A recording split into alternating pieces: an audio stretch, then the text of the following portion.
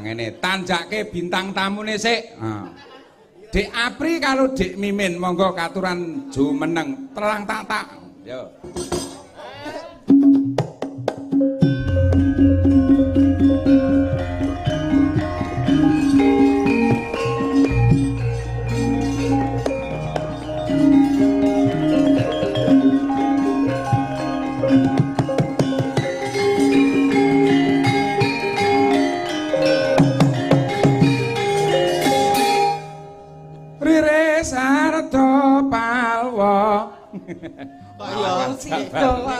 Aku lho, Bacut. Nggih, matur nuwun. Ki majane sing kopri. Seksokan aku seksore ro ngopo-ngopo blas lho iki mau. Wah, jan luar biasa. Ning sanca gumyak sanca enjing. Dek Apri, Dek Mimin. Jela dalem.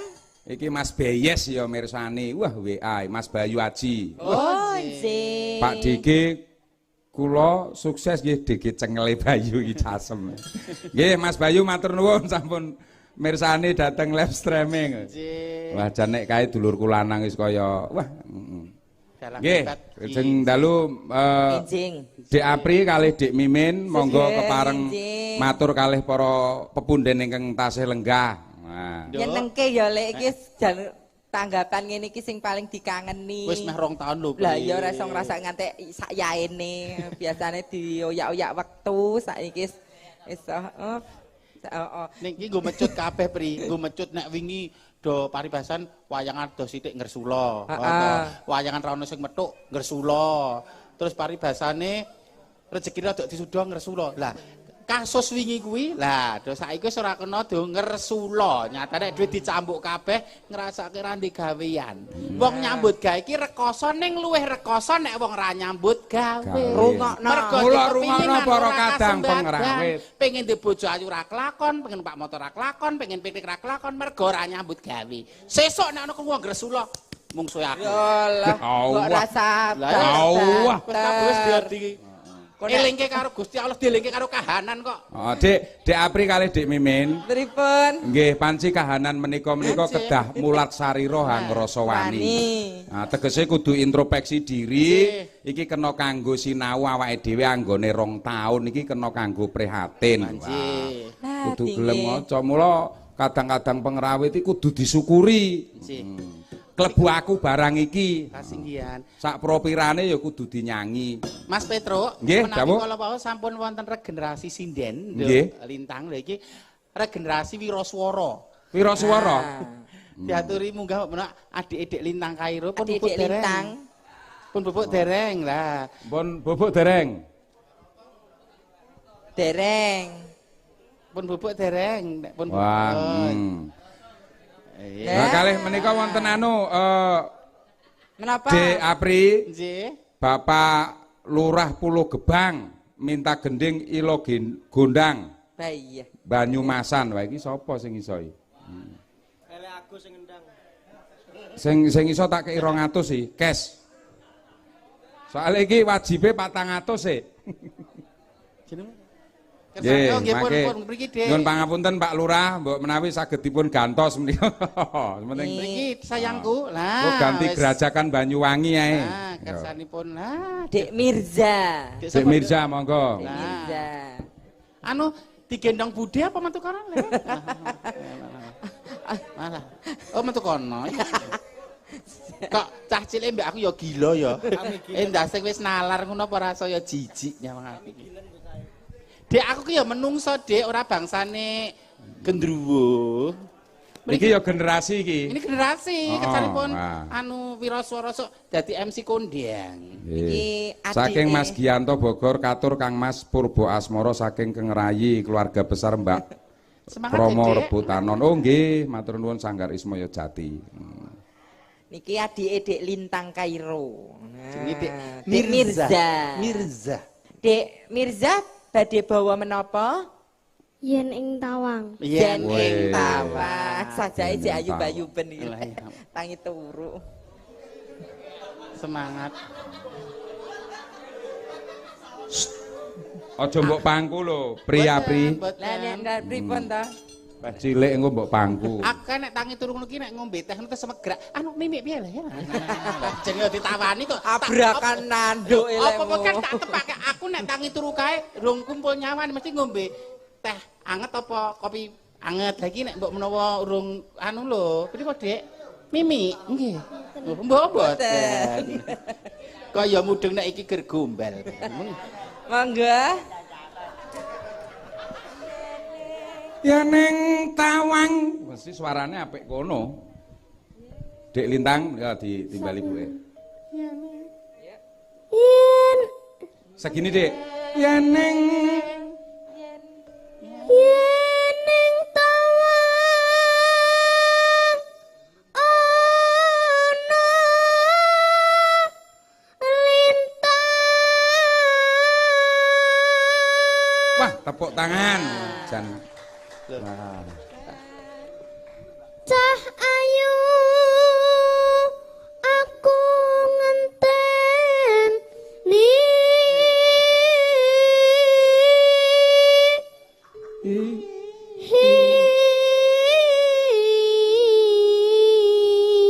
Wah, ibune ya pas. Gandeng nyawane rung nglumpuk kok ya. Wis ra apa-apa, Dik. Sok nek sliramu tetak, Pak Brimob mayang ning dalemmu ora usah diamplopi. Tenan wis. Janji aku. Heeh, ning dikareti wae. Lek, nek nu kowe tetakone hae, Lek. Dik, aku sok nek tetakmu aku ora mara ya aku tidak ditetaki yo anu. Ndak konangan. marang nego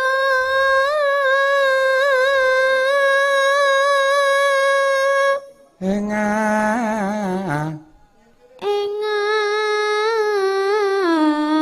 engang Kosong. kosong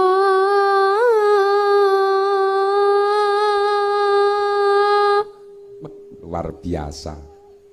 son takon war Tande. taning reki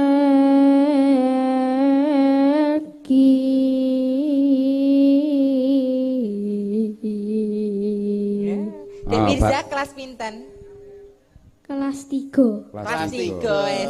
Barato, rungokno. Kuwi nek kulino ra jajan cilok ya ngono kuwi apik suarane. Ya Allah jajanane. Oh, kowe jajan Jajanane cilok kok. wae. Ya Allah ya jajane kok cilok to. Lah, Cilok iya. ki padahal babi. Oh, marati.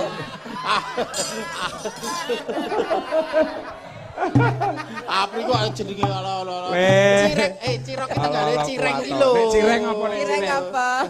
Reng lho aku men tereng lho aku. Wajan, ya. Semangat ya Dole mangga. Tekan ngendi wau? Janji. janji-janjiku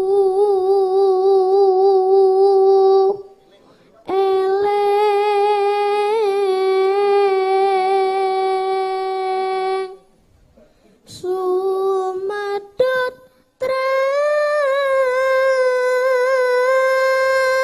tras ing tias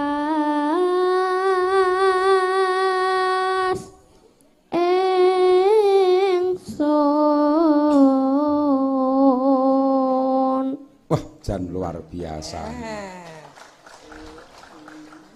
Iki para pepunden ingkang sami rawuh ki nek mirsani generasi penerus kaya ngene kok nganti mendel kemawon medun randang raga kantong kaya bangeten. Luar biasa tur melek sayane Dik mau bubuk lip-lip tertidur ayam terus tangi meneh. Tidur ayam tangi meneh. Lho. Dadi kok mimpi buruk piye to? Maksudnya apa? Mimpi buruk ketemu mimin ngono. Tangi-tangi terus Ya mimpi kan buruk. nugrahan ketemu mimin kok mimpi buruk. Ilmuku sok tak tos go Dik Mirza. Tak tos ilmuku tak Aja sok. banter wedi Anu lho. ilmuku Tertekan lho, Lek. Dik sok ilmuku tak sokke glogok kabeh nggo kowe. Ya. Glogok-glogokmu kuwi glogok. Kula sokke kabeh. Glogok. Mangga, Dik, yo.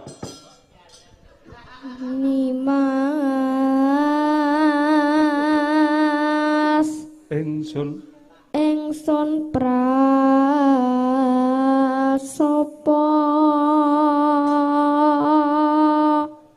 sinaksen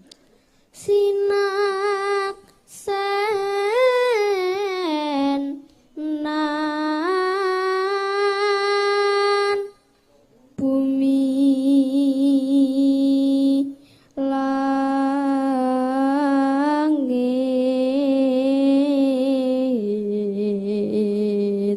Nah, kelas 3 SD lho larasane bener lho. Aku dhisik umur sakmene iki cek dolanan adik-adikan nok pri.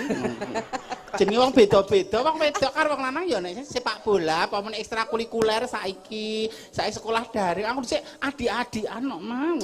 Dolanan adik-adik. Dokter-dokteran ngono kuwi lho, anu pri bekelan main congklak terus suntik-suntikan dokter-dokteran dadi apa dokter ngono kuwi. Aku dadi pasien terus kok pri jaman dolanan. Nek cilik umur Gilani, sakmene kuwi wis dolanan sabun-sabunan urung kowe. Pengalaman pribadi. Apa wes. Yo Dik, terus Dik. Wis ngomong ki mesti tau nindak. Ning Mas Ingsun. Tekan endi mau? Kok kaya goleke dalan. Tangis enti Iki ya cengkok. Iki ya cengkok kaya Bude Mimin ngono. Lek Mimin. Dek Apri karo Dek Mimin. Sekedar. Deheme pas lho larase. Dek lho, anu sik ndak manglang tak gawake. Lah kabele nyolok kabeh wingo. Terima kasih. Tulung gandeng adik iki rung mudeng duit cekel no sik. Lho nggih, jeng atus mbah ngono. Ning yo iki amanah besar kecilnya tetep disampaikan monggo. Tole tinggo jajan sesuk nggih lah. Nggih. Astane sing apik coba. Alhamdulillahirabbil alamin bagus. Tambahin nek ngono nenek. Yo kok nenek ya. Uti. Yo, ayo Dik. Oke ya ora kedodok atimu nambahi ngono. Yo kok aku ora tak ketok-ketokke. Loh, Pak Warman ini langsung angger roh ngono iku, Mak. Wah, matur nuwun Pak Warman. Wah, Anek bingung tak etong kele.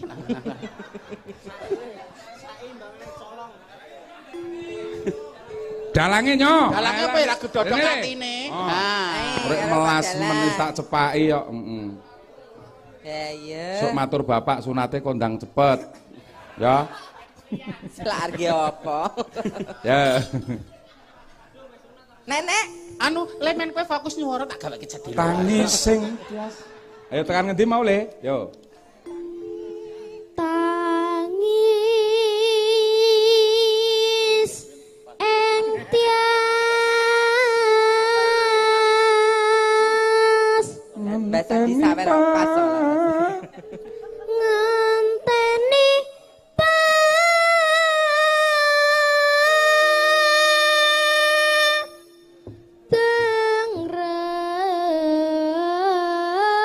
Wah, sian. Ki cengkok.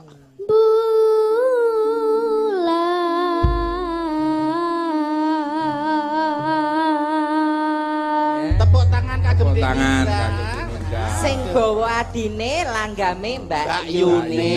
Ayo Dek Lintang. Ya ning tawa mana Lintang. Kene. Luar biasa. Sindene Lintang Kairo. Oh, beksa. Joget Dek Mirza joget nggih. Saged? Anu Mboten. Oh nggih. Dek Mirza pintar selalu, sukses selalu nggih. Pokoke sinaune sing rajin. Enek lho bocah ki keseniane ki becik, apik, maju, enek sing sekolahan ulangan ra dikerjani ya enek. Kuwi pelakune gundul kuwi. Mare judeg pokoke tak wanti-wanti sekolahnya harus tanggung jawab, oke? Konsekuen atau konsistensi nek wani melek bengi esuk kudu sekolah. Ya, kaya Pak Brimob ya ngono, mayang sewengi esuk dinas. Pelayon lari biasa, ya. Oke, semangat. Aja melu kakak mimin karo Kakak Apri. Pokoknya wayahe sekolah-sekolah. Wayahe sekolah-sekolah. Saatnya bermain-bermain. Ya. Saatnya ngibadah-ngibadah, saatnya berkesenian-berkesenian. Ya. Kaya aku saatnya nglayani kanca-kanca ya tak layani terus. Men semangat, kanca-kanca semangat. Ada waktu untuk diri sendiri tapi ada waktu untuk kanca-kanca nggo serawung. Ngono ki lho maksudnya serawung. Nggih, Mbah. Perkara serawung kuwi tok salah gunakan ya oknum-oknumnya. Nah aku pribadi kan tidak punya niatan ya rale. Lenggah le lah ya. Rumah saku. Zamet kudasi. Nggih, Dek Apri menika wonten ingkang ngersakaken. Menapa? Iki Mas Bayu Aji ratu ruwi ya ngopo wae. Suwe gak roh Mas Dik macang. Mbok ganang ki kon bawa Mas. Oh ya. Lah kowe iki ra Sing ngersake Mas Bayu Aji lho iki lho. Mripatmu kuwi. Ha. Yo, bawa Dik, langgam sak pupuh engko terus ganti. Dek Lintang. Ya ning tawang. Yo. Lintang wong bagus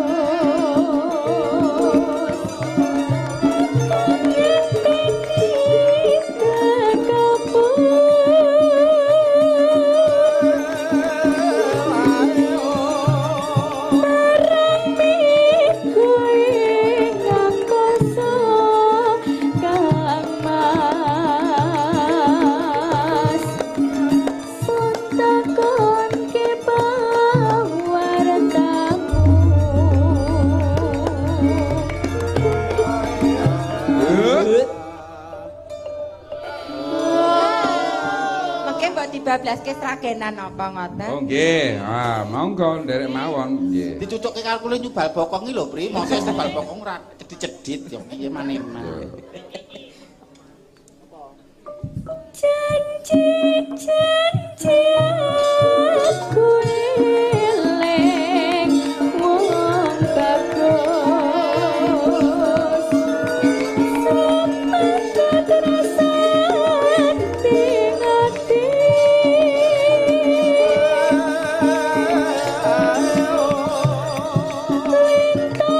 lintang iwi-iwi kang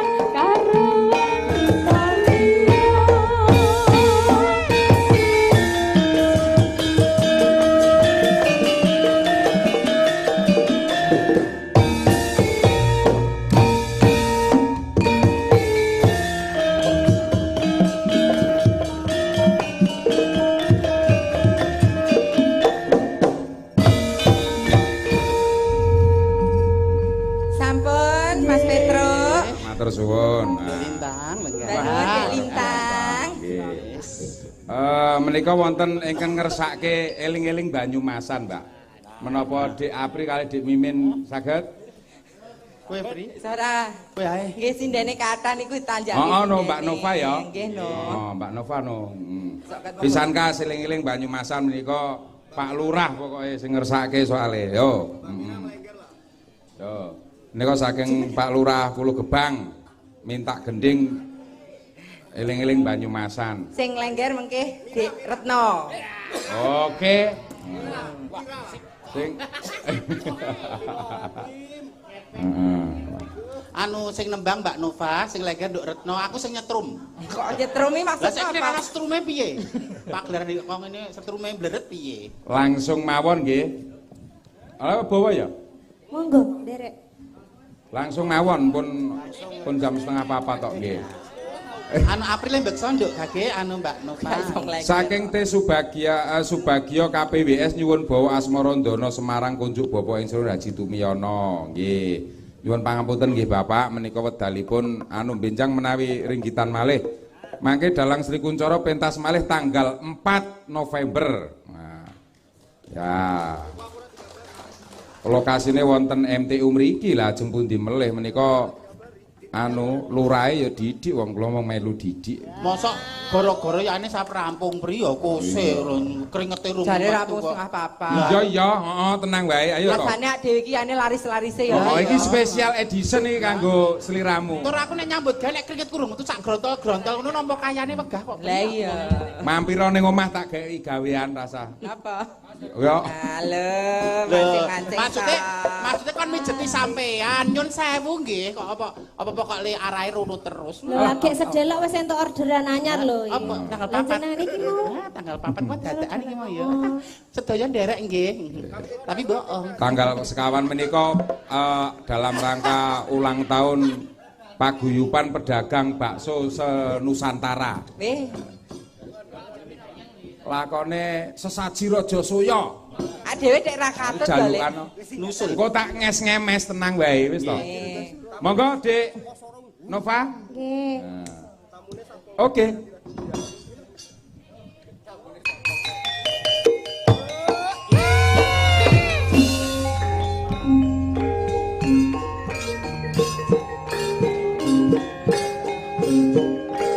Ayo Lek Sugimin.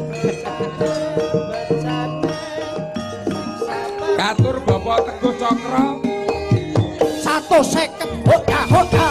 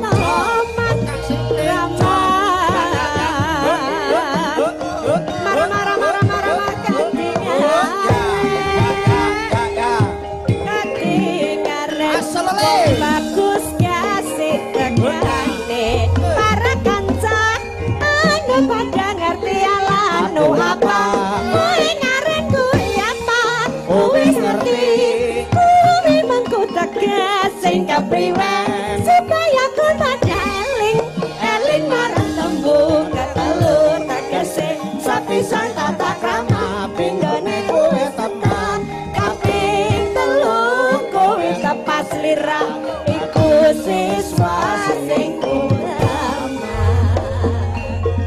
Ayo ya eling sapa eling seluruh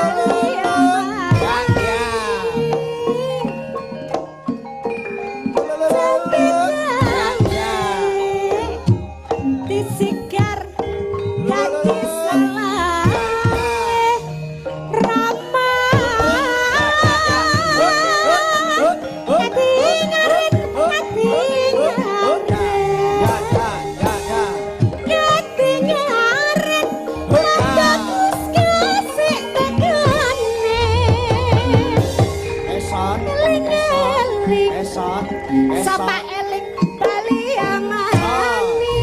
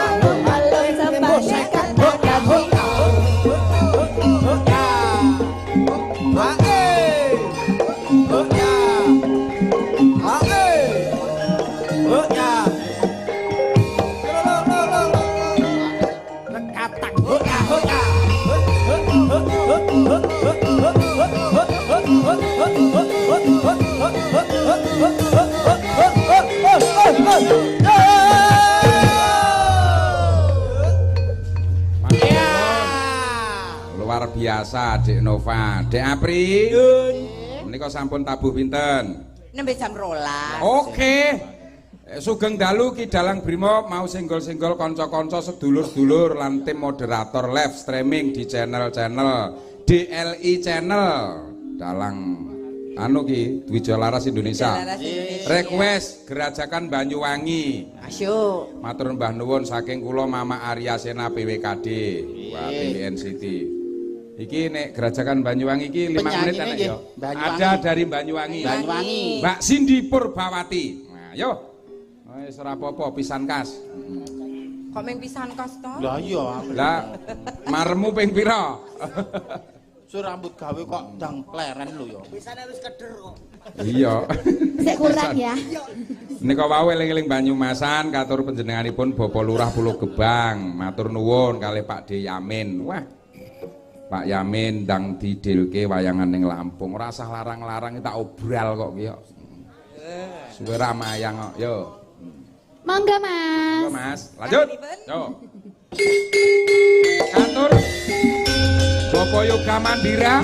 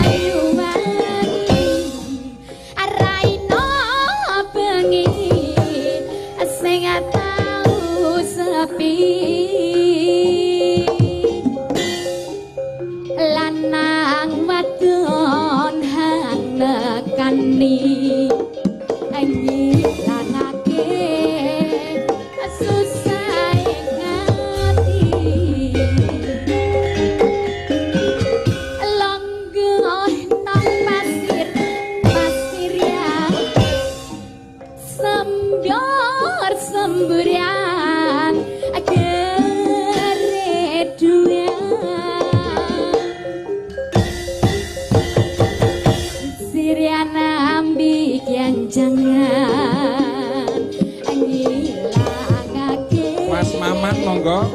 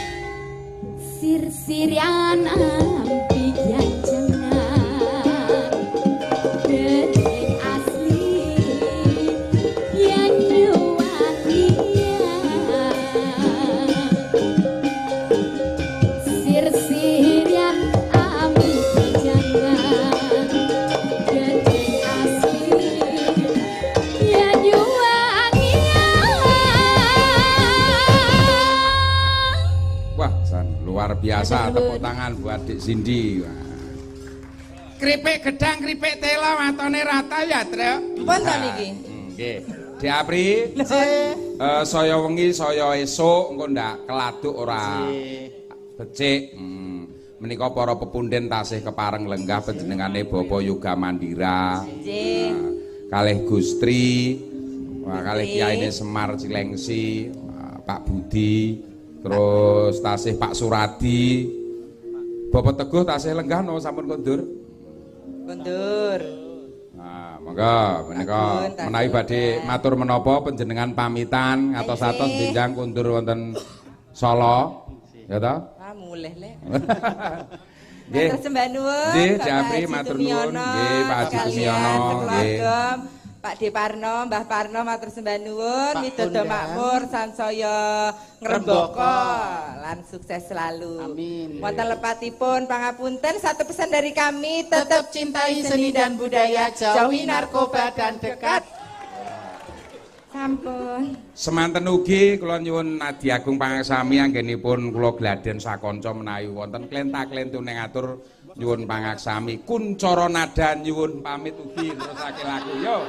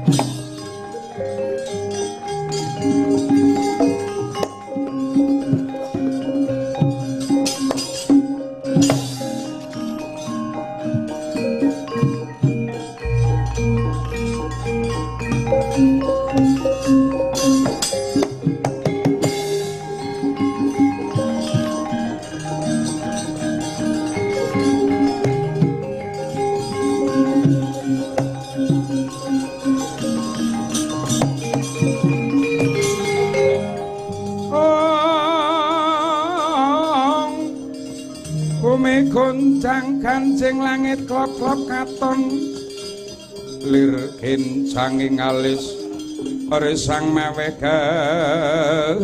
gandrung ibu anakku wedok bakal tak upati Raden Prabu Parikesit mapane ana tak luruke.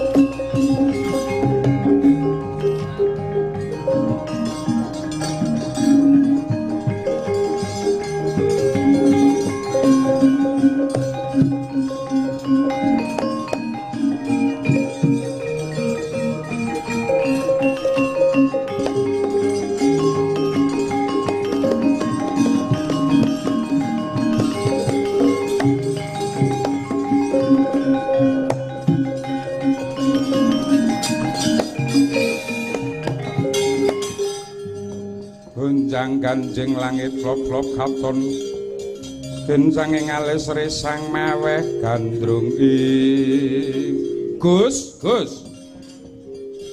yen sampean tutuk-tutukne apa sakabehing lelakon iki iso rampung yen ditindakake wae lelakon kuwi rampunge nggih kedah dirampungi sampean kok rumangsa miris. Sampean rumangsa miris, sampean rumangsa bingung. Keneng apa yen kula Candra sampean kok kaya kadang-kadangmu Yuwastina lah kok ngoten to, Gus? Kabeh kaprawiran, kabeh kasampurnan yen to ora dilambari kanthi srana prihatin mokal sampean bisa nggayuh kamulyan lho, Den. Umpama mbah-mbahmu biyen ki dudu wong tedhak turune wong atopo lan sampean dudu tedhak turune wong seneng tarak brata laku prihatin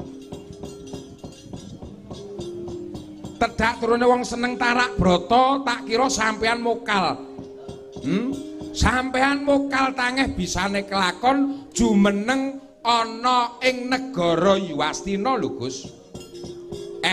Mula Gus manggumregah rasane sampean Gus. Napa malih kahanane kawula padha bingung.